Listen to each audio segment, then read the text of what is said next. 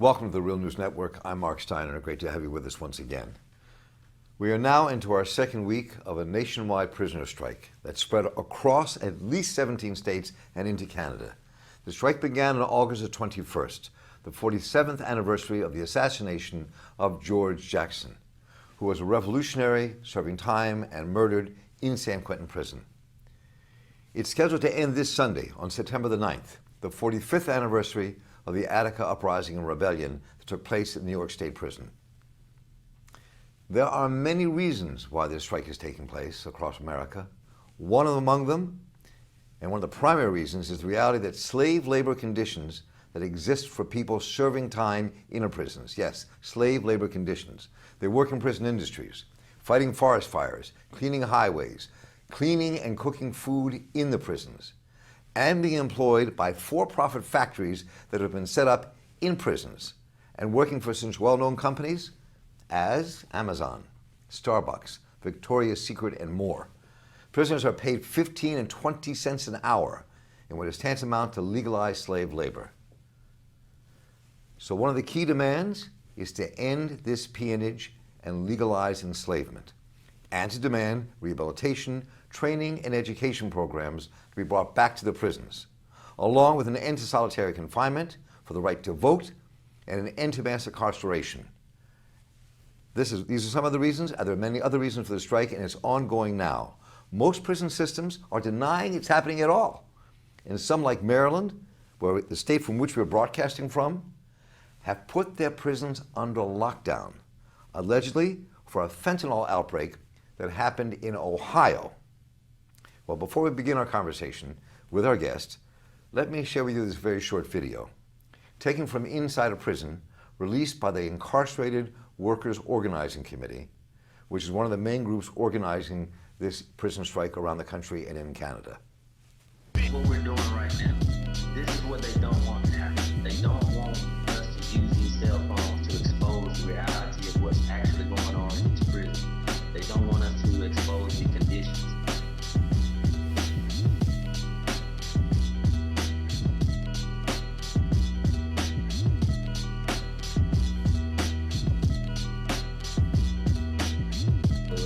What we're fighting for is better water. The water's killing us in this jail. What we fighting for is cheaper prices of commissary.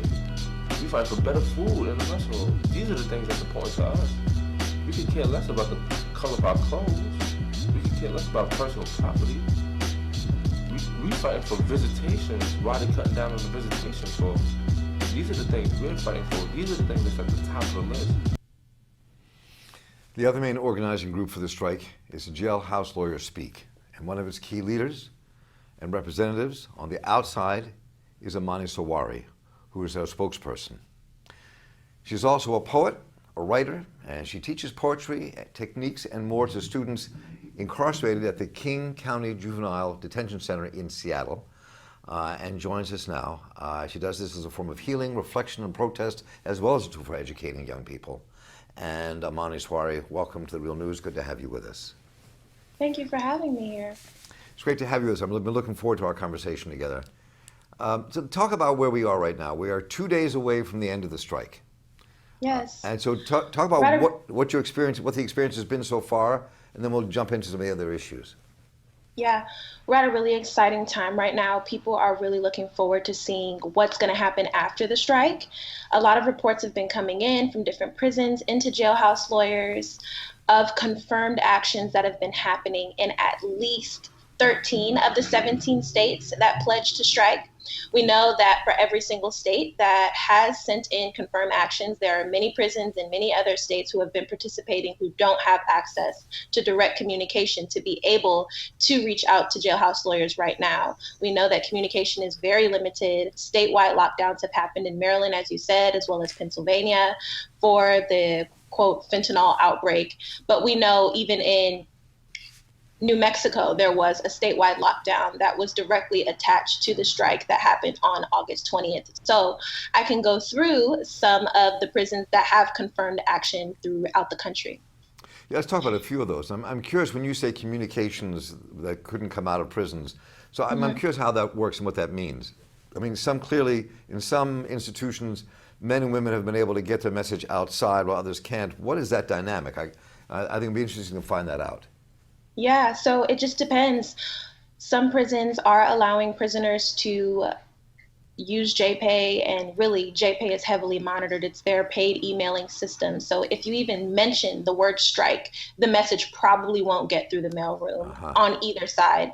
Also, written letters. So some strikers have been retaliated against and not being allowed to write outside or receive outside communications. This has happened with Comrade Malik in Texas, as well as David Easley and in Toledo's correctional institution in Ohio.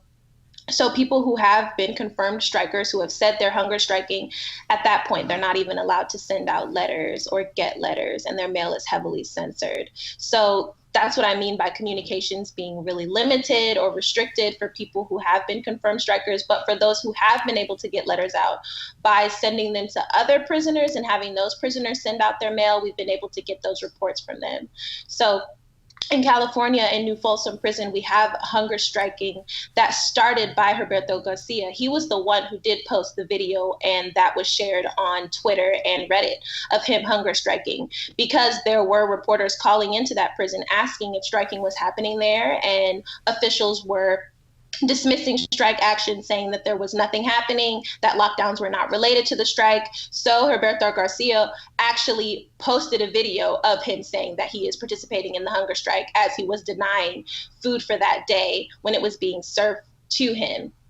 So that's another way that strikers have been able to directly communicate to the outside that they are participating in the strike. In addition to that, the California State Prison in Lancaster has a group that is hunger striking. And those are two confirmed reports out of California. In Florida, we've got at least 5 prisons that are participating through strikes and boycotts. And boycotts are one of the hardest things that we can keep a tally on, because prisoners are boycotting commissary, they're boycotting telephone calls with Global Tellink and other telephone companies that charge them to communicate with the outside, sometimes as much as $3.50 for 15 minutes on the phone, when a lot of the times they don't make over $1 for 8 hours of work. They're being charged $3.50 per minute for every 50 minutes for a phone for call. 15 minutes, 15 minutes, for phone and they're calls. only making 20 cents an hour at these prison jobs. Exactly. And prisoners, this is the exact definition of prison slavery. Prisoners aren't able to support themselves on the inside. There are costs that prisoners have for being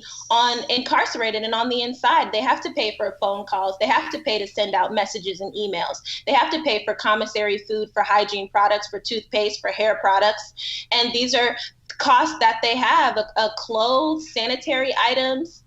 Women have to pay for their toiletries, things like this. They're not given every single thing that they would need as a human being to live. So they have to pay for those things, and they're not adequately paid even for a small percentage of the things that they would have to pay for. And the state knows that every single dollar that they're being given as a salary is going right back immediately. They have no way of supporting themselves on the inside. And so that's why they're demanding to be paid prevailing wages. They want to be able to support themselves at the very least while they're incarcerated.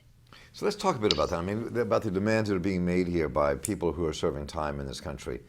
And what they are. And also, let me just start here, though, that I think there are some people watching this broadcast that may say, look, these men and women broke the law. They're doing time. That's what they're, and you're asking me to say I should support them in wanting more money when they should just be paying for their time because they've committed a crime. So let's talk just for just a minute, just that kind of pragmatic philosophical view of how you respond to that when people say that. So speaking to that view specifically, I'd say, yes, they're serving time. They've been convicted of a crime. Serving time, does that mean that they are supposed to be living in inhumane conditions? Does that mean they're supposed to be living in super hot cells, concrete cell blocks where they can barely breathe because they don't have the oxygen that they would need? Are they supposed to be served food that's inedible? Are they supposed to not have access to the hygiene products that they would need? Are they supposed to be drinking water that's not meant for human consumption? Are they supposed to be living in these inhumane conditions while they're serving time? Yes, they're serving their time. They are putting their life on pause. They are giving back to society by not participating in society, since that's the way that we do incarceration.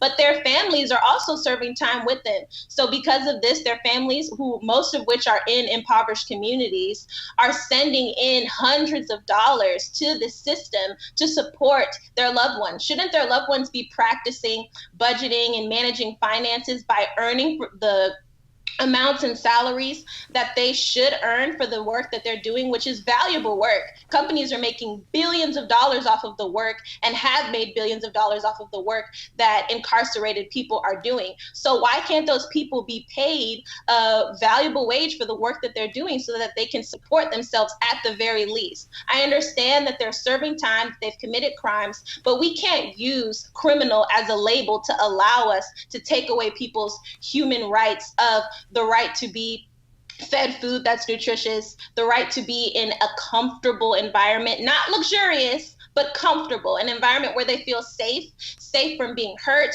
harmed, sexually abused, mentally abused, physically abused. 15 people died in Mississippi. Was that just for being incarcerated? No, but conditions are so bad in our prisons in this country that people die every other day, left and right, and prisoners are afraid. They fear for their lives. They shouldn't be living in constant fear because of the violent environment that they're in and because of the unlivable working and living conditions that they're forced to be in. They should feel safe, they should feel protected, and their families should not be drained of hundreds of dollars every month just to support them when prisoners are making the effort to try to support themselves by getting jobs on the inside. I think you answered that question adequately. And I wanted to hear that answer. It was important for people to understand the context here. Let's talk a bit also about the demands being made. That part of it has to do with the 13th Amendment, which in many ways is the way many people interpret it, says that legalized slavery can take place inside of our penal institutions.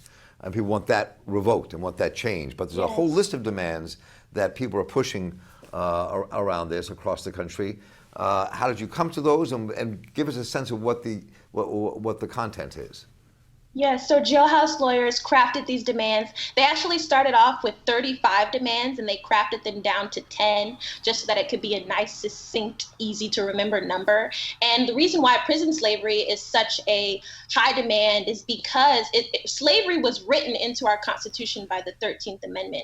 It's not mentioned prior to this amendment being put in and saying slavery has a place in our country and its place is in our penal system. And prisoners and their families want that to be abolished so that slavery has no place in this country. Slavery has had a very disgusting and abusive history in this country, and there's absolutely no way that our government should allow it to persist in any form because it carries so many connotations with it, such as abuse, sexual, physical, emotional, mental, in so many ways. And we can see this happening in our criminal justice system. But in addition to the prison slavery demand, which is demand number 2, there are 10 other demands which hit on inhumane conditions, making conditions better for prisoners to live in, rescinding the Prisoner Litigation Reform Act, that's demand number 3. And the Prisoner Litigation Reform Act really blocked prisoners from being able to have their human rights protected by our courts. Now they had to have their grievances addressed internally.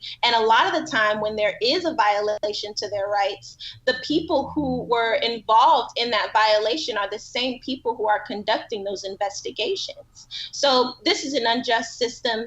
There should be an overarching body that is monitoring the way that prisons are operating, and the prisons shouldn't be responsible for monitoring themselves. A rescinding of the Truth in Sentencing Act is demand number 4, and that demand wants good time to be enacted in all states across the board. Prisoners who are making an effort to correct their behavior through taking classes, through being a part of programs, through maintaining a job and being committed and diligent to the things that they've signed up for, should be rewarded for that. And we should want to see corrections and rehabilitation be rewarded in our criminal justice system and in our corrections department. Also, Sorry? No, go ahead. Finish what you're saying. Finish that thought. I'm sorry. Go ahead. Yeah, in our criminal justice department, and an immediate end to racial overcharging and over-sentencing and parole denials for Black and brown humans is demand number 5. So we're going to play this other short clip that's taken from demonstrations and things going on outside, and come back to conclude our conversation here with Amani Sawari as we wind down with the prisoner strike here in the United States and in Canada, I might add. I would like to highlight that this prison strike was organized by incarcerated people. The prison system is used to enrich billionaires and keep black people and working class people oppressed. Folks on the inside are being, especially the organizers, are being stripped of all types of rights. They're not able to bathe, none of that. A lot of them are put in solitary confinement, get all of their personal possessions taken. People risk so fucking much to be doing this on the inside. So like, we really gotta be out here being vocal as fuck about this. And that it is our duty on the outside to project their voices as much as fucking possible, right? And as you saw, was taking place in Minneapolis for the fireworks.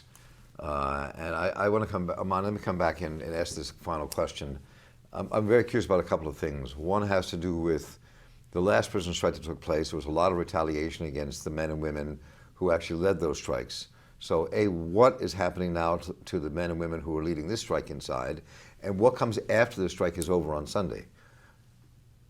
The same type of retaliation is happening to the leaders on the inside. As I mentioned, Comrade Malik was moved into solitary confinement. He's handcuffed 24/7. He's not allowed to take showers. He's not given clean clothes. The same case for Jason Walker, also moved into solitary confinement. Both of them are in Texas. Jason Walker actually wrote an article about prison conditions in Texas and has been retaliated against for his leadership in the prison strike. They're trying to find the jailhouse lawyers and put them into solitary confinement as well. So a lot of prisoners, even on a group level where there have been lockdowns, like in New Mexico, prisoners in New Mexico were all placed on lockdown and have been suffering from daily strip searches in Lee County's institution in New Mexico.